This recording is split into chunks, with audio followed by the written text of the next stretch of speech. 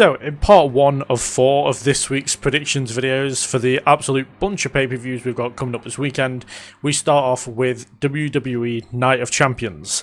And yeah, how we got here is incredibly interesting, and probably one of the more unique ways we've got to a pay-per-view this year, and probably all year, because it has been nothing but disappointment after disappointment after disappointment when it comes to WWE trying to put this bloody pay-per-view together. And we will go into it like more specifically when we get to the 2 tournament finals. But yeah, am I looking forward to this pay-per-view? Not particularly. Obviously, I am open to getting my mind changed. I want it to be a decent pay-per-view, but oh man, this whole build has been something else. And yeah, we'll get into the matches specifically in a moment. So before we get into the swing of things, I know I look kind of silly with the sun on my face. It's not usually this sunny in the UK, but it is like 30 odd degrees today and tomorrow, so I have got my fan on. If you can hear it, I do apologise if it's going to annoy you. I can only apologise, but I'm not doing it fanless because I would boil and probably evaporate partway through the video, and I really don't want that. But anyway, we will get into the predictions now. So we'll start with the lesser of 2 evils, being the Queen of the Ring tournament, and the finals being Io Sky versus Liv Morgan, Women's World Champion Liv Morgan, you know. But yeah, this hasn't been as much of a shit show as the men's one. But still, the fact that the Women's World Champion is in the final of the Queen of the Ring tournament for a title shot at SummerSlam is backwards in every single way. She should... I mean, I can get her being in the tournament to a degree if it led to something. I first thought, okay, she'll take the pin in the opening 4-way, and whoever pins her will get a title shot down the line, because, you know, you pin a champion, you get a shot. Very simply done. Wrestling 101.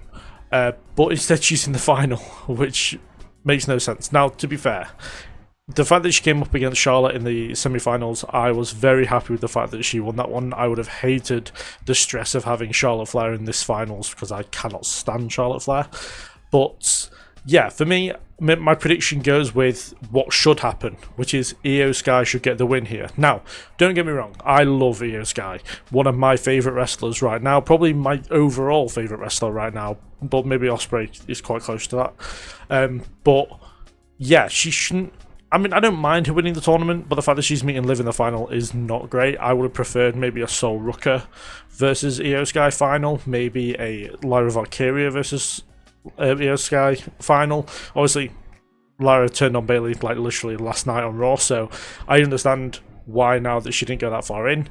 But at the same time, the person that should have won this tournament and gone up against Liv in the final was Raquel Rodriguez, because they could have built a simple and a tale as old as time storyline with this, which is, number 1, Raquel, teammate, has pinned Liv Morgan in the final of the tournament, because I would have had Raquel win the tournament, and gets a shot against Liv. Liv is furious that Raquel even got this far, and you could have even had Raquel and Roxanne meet in the semi-final, and really had this journey of Raquel essentially like defeating her friends to get to a title shot, and then having to face her friend again to get the title. It's a really cool story, and it's, again, a tale as old as time. Friends going against each other, and then it turns into something different, or turns into something more, sorry.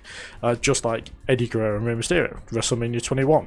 We're best friends, they decide to face each other at WrestleMania, Rey gets the win, Eddie goes insane.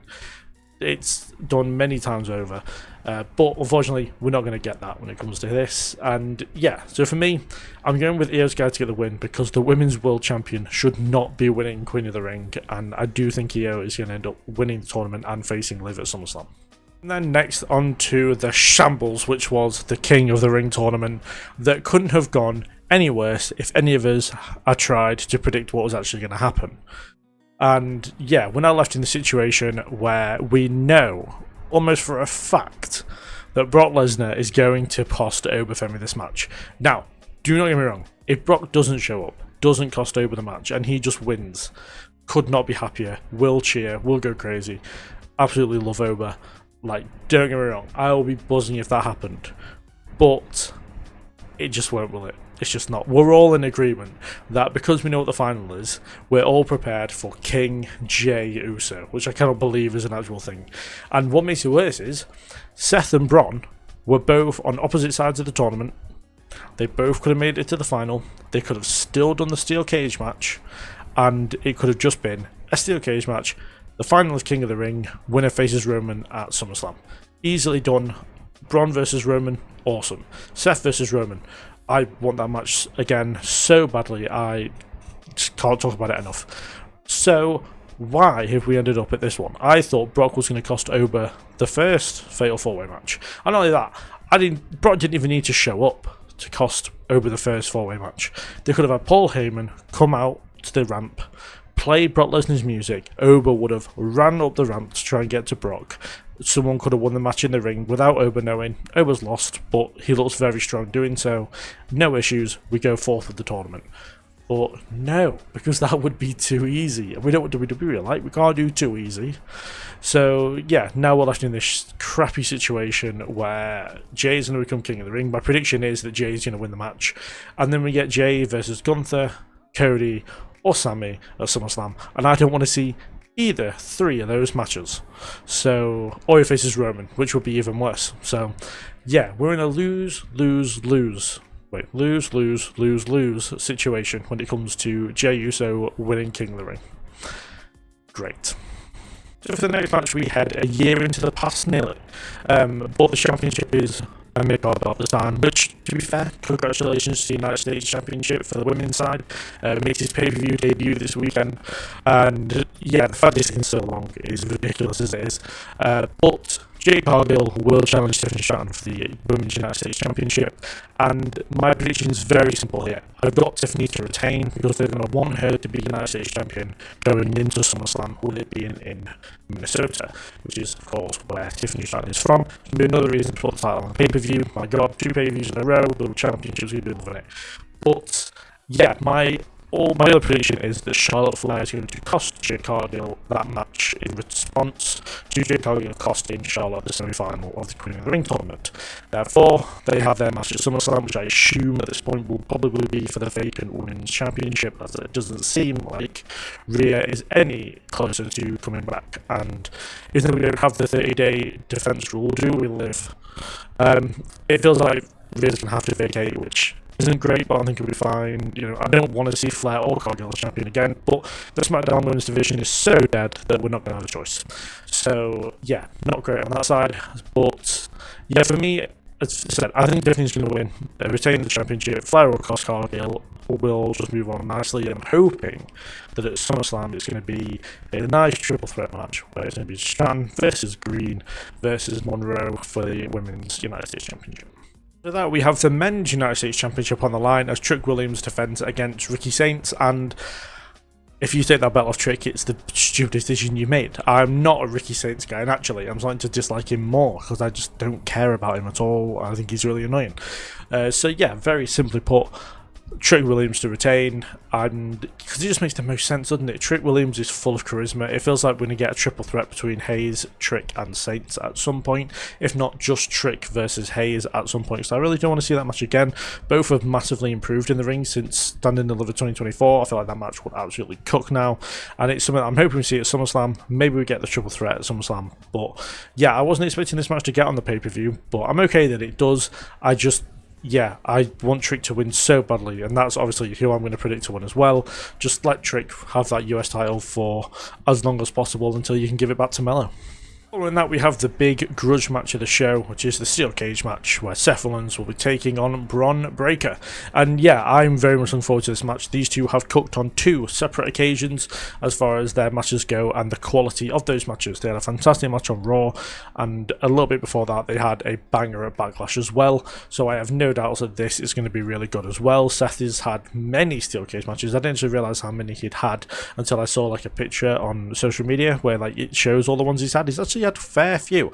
You know, I think Randy Orton, back when he first won the WWE title, he faced CM Punk in a Steel Cage match just before WrestleMania last year, where Roman pulled him out and beat the crap out of him, as well as many others. So yeah, I think that Seth will use the cage well. Obviously the halfway stuff is going to work as well. I'd love to see like him jumping off the cage and getting speared mid-air. I think would be really sick, but obviously they got to figure out a way to do that safely that doesn't absolutely cut Seth Rollins in half. But yeah, I think I'm going to go with Bron Breakker to get the win here, because he should be in a good position come SummerSlam, or maybe he just goes back and helping Theory get the tag titles back, maybe. But I don't know.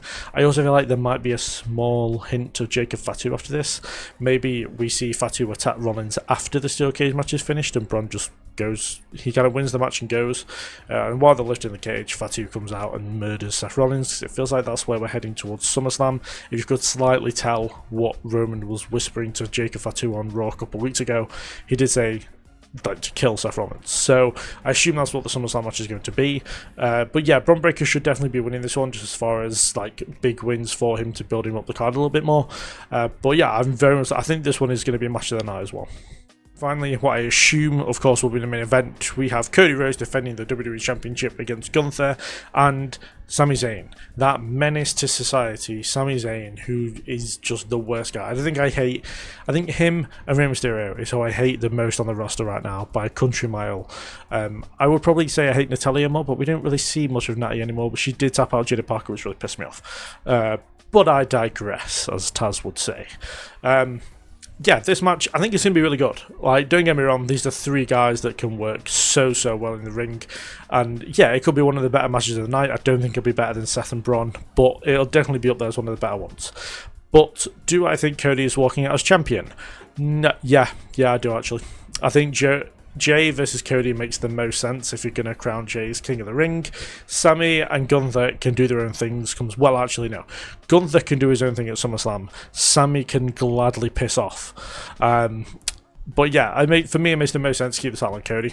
And we'll do Cody and Jay, and then Cody defeats Jay, and then he can face somebody else. I honestly thought Gunther would have taken the title from Cody at this point, but the fact he hasn't makes me think like they're not actually going to give the title to Gunther. So yeah, and with it being Saudi Arabia, I understand why Sami's in the main event match for the WWE Championship, which also makes me nervous about him winning it as well. But the fact that he's a heel and he's going to be cheered a lot, they being WWE aren't really a big fan of doing that and giving the championship to them. So I think Cody's going to steal it. He'll probably feud with Sami after SummerSlam, and then he'll dispatch Sami fairly easily because Sami's a bomb, and then he'll feud with somebody else come, I don't know, like Survivor Series time maybe. But yeah, as long as Sami doesn't win, that's the only thing I'm hoping for here. If Sami wins, I'm going to be very mad, and this may go down as one of the worst pay-per-views of the year, especially with Jay winning and the possibility of Liv winning. Even though I have no issue with Liv, just the champion winning Queen of the Ring makes no sense. And yeah, Saints could win as well. That would be pretty bad. Yeah, we could be in for a stinker here, I'm not going to lie. As me and my brother will put it, it would be absolute shambles. But yeah, I think it's going to be a good match. I'm looking forward to the match itself. I just really want Cody or Gunther to win. Either one of those two win, I'll be very happy, but my official prediction is that Cody retains.